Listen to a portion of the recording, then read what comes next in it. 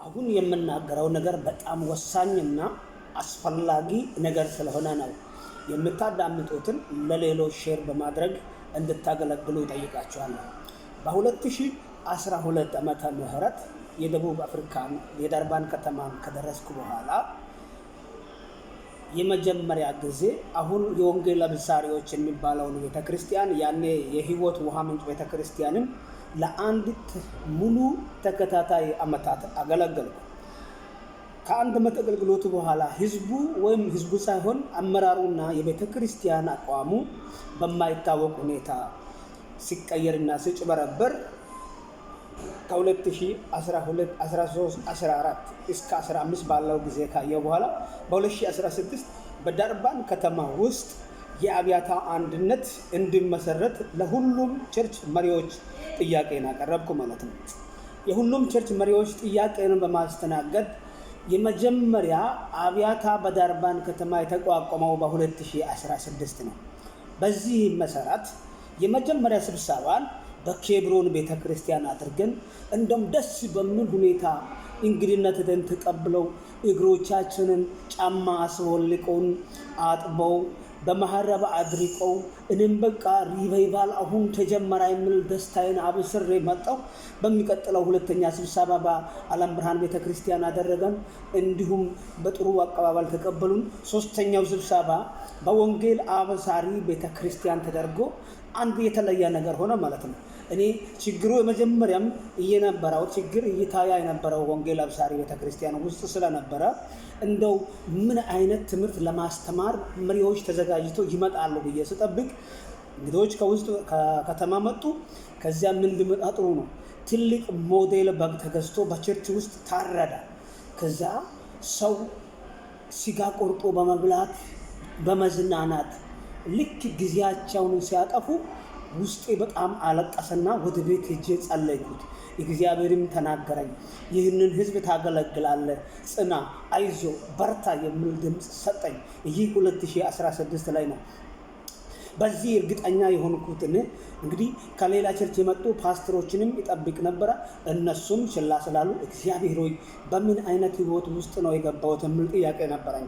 ከዚያም በ2017 ላይ እርግጠኛ ሆኜ እንግዲህ የእግዚአብሔርን ድምፅ ለማስተናገድ ቤተክርስቲያንን መቆም ባለበት አቅጣጫ እንድትቆም ጠየቅኩት።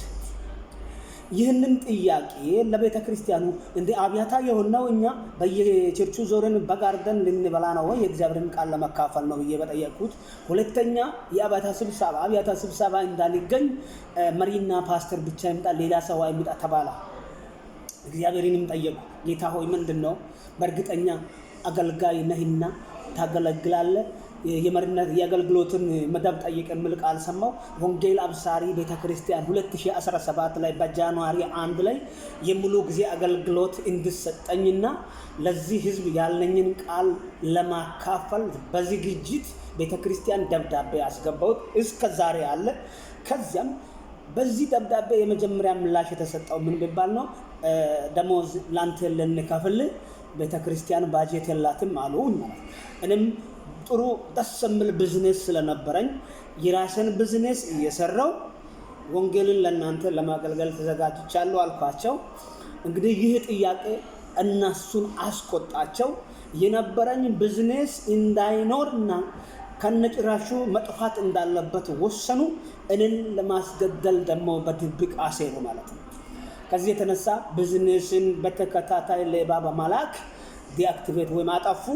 ሁለተኛ ስቴፕ እኔን ማጥፋትና የራሳቸውን የቸርች ቢዝነስ ማስፋት ስለነበረ እኔ እግዚአብሔር አይነ ከፈተልኝ ሰው ነኝና የሰራዊት ጌታ እግዚአብሔር ተናገረኝ፣ ልጅ አትፍራ፣ ለመውጣት ውጣ፣ ከዚያ ሰፈር እኔ አስገለግላለሁ በሚል ድምፅ ነው ከቢዝነስ ወደ ሙሉ ጊዜ አገልግሎት የመጣሁት። እና ቢዝነስን ሲያጠፉ ሁለተኛ ስቴፕ እኔን ማጥፋት ነው። እግዚአብሔር በመንፈሱ ቀደመኝና አወጣኝ። መውጣቴ ቅር ስላሰኛቸው ተመልሼ በቢዝነስ ገብቼ እነሱ ለማጥማት ስለሚፈልጉ ነው ይህ ሰው ዝም ብሎ የሚዞር ነው የሚሉት።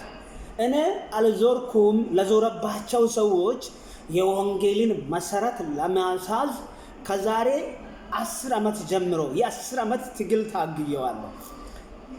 ከዳርባን ውጪ 100 ኪሎ ሜትር ፒተርስበርግን አላውቅም። አያችሁ ስታንገሪን አላውቅም። 7 ኪሎ ሜትር ላይ ያለው ሌሎችንም አላውቅም። ችግሩ የነበረው ዳርባን ከተማ ስለነበረ ነው። እኔን በዛ ሰዓት ምንድን ነበር የሚሉት? አንተ ሚሽን አለ አገልግሎት ማገልገል ትችላለህ፣ ከዚህ ወጥተህ ወደ ጆሃንስበርግ ሂድና ሚኒስትሪ እዛ ጀምር ነው የሚሉት።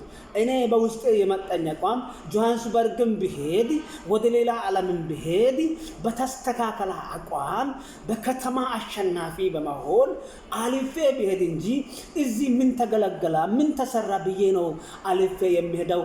መስተካከል ያለበት የተበላሻ ሐሳቦች እዚህ ከተማ ስላለ እስከ ዛሬ ጸንቼ ቆይቻለሁ።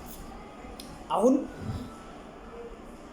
ቢዝነስ ለቅቄ ለአገልግሎት ትምህርት ላይ ገብቼ ለአገልግሎት ሙሉ ጊዜ ከሰጠሁት 2018 19 20 21 22 23 24 25 8ኛ ዓመቴ ነው። በዚህ ሁሉ የነሱ ሴራቸውና ጥፋቸው ምንድነው? እኔ ቤተክርስቲያን መቆም ያለበት እንዲህ ነው ሲል እነሱ በቸርቻቸው ሄዶ የፓስተርን ደሞዝ ጨምሮ የፓስተሩ ደሞዝ እኮ ጨምራ ይላል። እኔ የፓስተር ደሞዝ አይጨምራል አልኩም። ለውጥ ካስፈለጋ ይለወጥ። ነገር ግን ደሞዝ በመጨመር አይደለም ተጽዕኖ መፍጠር የሚቻለው፣ መሰረቱን በማስተካከል ነው። ይህ ታሪክ ያለውን የእግዚአብሔርን ጥሪ ሽባ አድርገው በዘረኝነት ሹክቻ መጣ። ከምባታና ሀዲያ መባባል መጣ። እኔ ለከምባታም ቢሆን ለሀዲያም ወሳኝ ማዕከላዊ ሰው መሆኔን አልነግራቸውም። ምክንያቱም የተጠራሁበት ጥሪ ይህንን እንድናገር አላደረገኝም። ዛሬ ላይ ግን ሁሉም ሰው በሰማ ጊዜና ባረጋገጠው ጊዜ እየደነገጠ አለ ማለት ነው። ልናገለግል ከዘር ተነስተን ነው ወይ ከየትኛው ጎሳ ተነስተን ነው ወንጌል ማገልገል የምንችለው?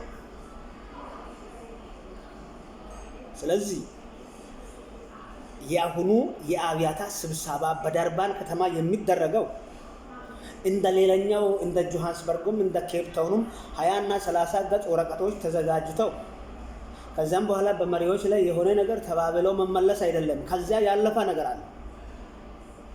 የቤተ ክርስቲያን መሰረት ሊታነጽ ይገባል። ቤተ ክርስቲያን የእግዚአብሔር ተቋም ነው። መንፈሳችንን የምናረጋጋበት ቦታ ነው። ህይወታችንን የምናረጋጋበት ቦታ ነው። ማንም ሰው በመንፈስ እይታ ውስጥ መታየት ያለበት ቦታ ነው። እዚህ ቦታ ላይ ሰዎች እየተገደሉ ነው፣ እያለቁ ነው። ቤተ ክርስቲያን አቋም ስታለች። የደቡብ አፍሪካ የአብያታ አንድነትም ሆነ የዓለም አቀፍ የወንጌል ማህበረሰብ የወንጌል አንድነት ማህበረሰብ እንዲሰማኝ ይፈልጋል። ብዙዎች ከዚህ ካለንበት ከተማ ተነስተው ወደ ሩቅ ሀገር ሄደው ወንጌልን በስፋት ማገልገል ሲቻል እኛ ለራሳችን በአጋንንት እስራት ታስረን ሃይማኖታዊ ስርዓትን እያሰፋን ወንጌል ሰፋ እንላለን። ክፋት እየሰፋ ተንኮል እየሰፋ አድማ እየሰፋ እኛ በሶሻል ሚዲያ ዳረ ገጽ ላይ አብያታ አለ የሚባለውን አልፈለግንም። ይሄ ሚሽንም ቀድሞ አልተሰጠንም። አስፈላጊ ከሆነ በዳርባን ከተማ አብያታ አለ የሚሉ ከሆነ ሌሎች ፓስተሮች መጥቶ መመስከር ይችላሉ። እኔ አብያታ እንደሌላ ነው የሚያውቀው። አንድነት እንደሌለ ነው የሚያውቀው። ከሶሻል ሚዲያ ያለፈ ህብረት እንደሌለ ነው የሚያውቀው። ስለዚህ በዚህ በማጭበርበር ደግሞ አብያታ መባባል አያስፈልግም። ያ ማለት ከከተማ ውጪ ያሉ በሌላ ሀገር ላይ ያሉ ሰዎችን አቴንሽን ዲሲቭ ማድረግ ነው የሚሆነው። እውነት ከሆነ እንስተካከል። አገልግሎት እኩል ይሁን። መንፈሳዊ ሀሳቦች ይታዩ። በየፓስተሮቹ አቋም ውስጥ ያለው ነገሮች ይታይ። የሃይማኖትን ስርዓት ለማሟላት አይደለም የተጠራነው። ወንጌልንና የወንጌልን ተልእኮ ለመፈጸም ከሆነ የተቀበልነው ጥሪያችን ለወንጌል ተልእኮ እኩል ከሆነ አሁን ይታይ። የአንዱን ፓስተር ቤት እየገነቡ የአንዱን ፓስተር ቤት ማፍረስ በእግዚአብሔር ፊት ከባድ ወንጀል ነው። ይሄ ትውልድ ምንም አያውቅም። ከፊት ያለው ሰው እከሌ ደካማውን ጎበዝ ነው ካለ ጎበዝ ነው ያለ፣ ደካማውን ጎበዙን ደካማ